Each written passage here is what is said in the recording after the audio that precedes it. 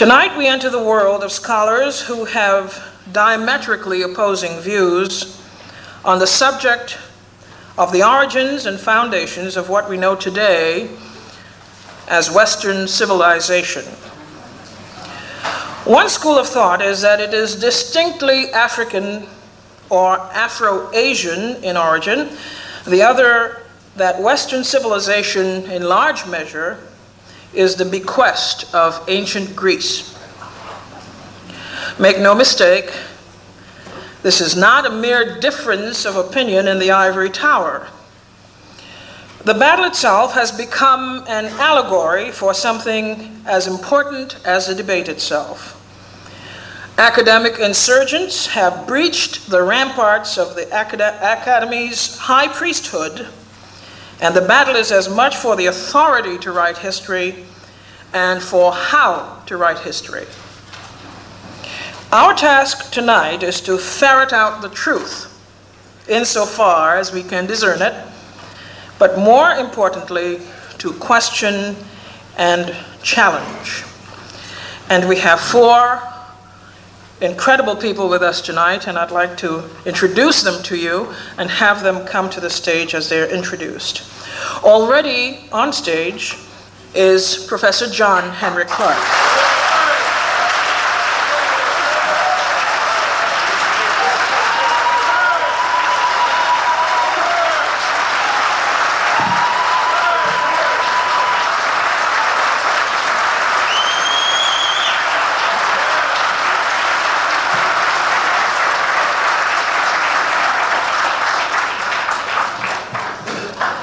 They were standing for you, Dr. Clarke. Teacher, historian, writer, lecturer, John Henrik Clarke is a unique resource and a special institution in the African world. Beginning in his early years, Dr. Clarke studied the world history of African people and became a master teacher. He has authored and/or edited more than 30 books, short stories and pamphlets on African and African American history, and is Distinguished Professor Emeritus of African World History in the Department of Africana and Puerto Rican Studies at Hunter College. Professor John Henrik Clarke. I'd like to ask to the stage Dr. Martin Bernal.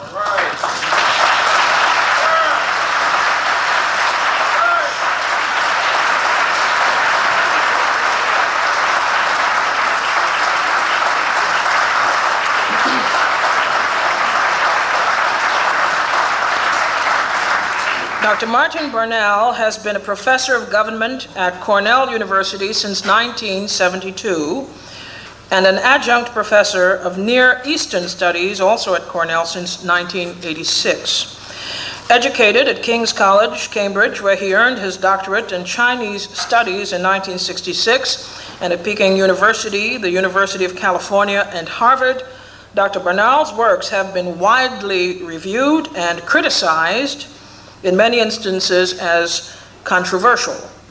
His chief publications are the two-set volume Black Athena, The Afro-Asiatic Roots of Classical Civilization, and Cadmean Letters, The Westward Diffusion of the Semitic Alphabet Before 1400 BC.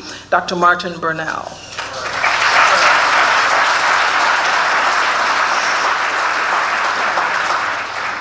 I invite to the stage Professor Mary Lefkowitz.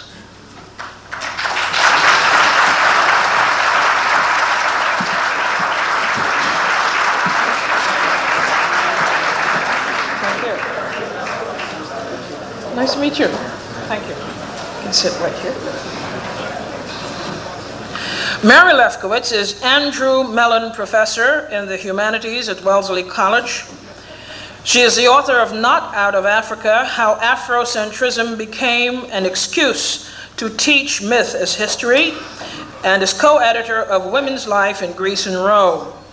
With fellow Wesleyan Guy McLean Rogers, she co-edited Black Athena Revisited, a collection of 20 essays by scholars from a broad range of disciplines who take dead aim at Dr. Bernal's Black Athena specifically, but contend generally that the Africa-centeredness of scholarship on the roots of what is called classical civilization is blatant revisionism. Dr. Mary Lefkowitz.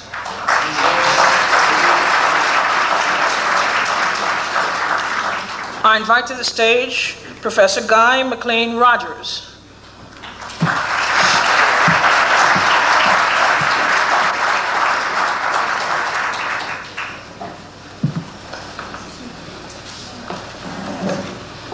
Professor Rogers, as I said, is also at Wellesley College, where he is an associate professor of Greek and history. With Dr. Lefkowitz, he co-edited Black Athena Revisited and is author of The Sacred Identity of Ephesus, Foundation Myths of a Roman City. Professor Rogers.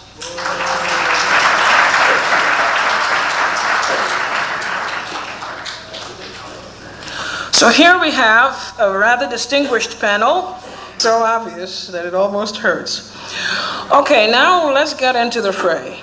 We will have the scholars asking questions of each other, and I'd like to start with Professor Lefkowitz asking a question of Professor Bernal. I'd like to ask Professor Bernal if he could point to some specific instances which he could cite where Egyptian thought influenced Greek philosophy directly, and if he could discuss some of those for us. Well, the Greek philosophers were extremely respectful towards Egyptian philosophy. And particularly Plato in his later dialogues. The emphasis on geometry, which was the great strength of Egyptian mathematics and was the center of the Platonic educational system, I think is one example. I would also think that the system of ideas or forms which Parmenides and Plato pushed looks extremely Egyptian to me, but I can't prove it. I also think that the distinction between worlds of being and worlds of becoming, which fits Egyptian grammar extremely well and Egyptian cosmological notions extremely well, look very influential. I think that the Greek tradition, which was that Pythagoras and Plato had drawn from Egypt, seems altogether plausible. But what I insist, and here's our major methodological difference, is that I don't believe one can establish proof in these distant areas of history. One has to work on a system of probability, or what I call competitive plausibility. What is less unlikely than the other? Given the closeness of the two countries geographically, the contact that we know was taking place in the 6th and 5th century when Greek philosophy began to be formed, the likelihood of contact is extremely high, and I think if anyone should have to prove anything, it should be those who would deny that there were significant Egyptian influences on Greek philosophy at this time, as the Greeks themselves associated the word philosophy with Egypt in their earliest references to it. It seems very strange that the people who maintain the Greeks' own tradition on this subject should be asked to prove their case rather than those who challenge it.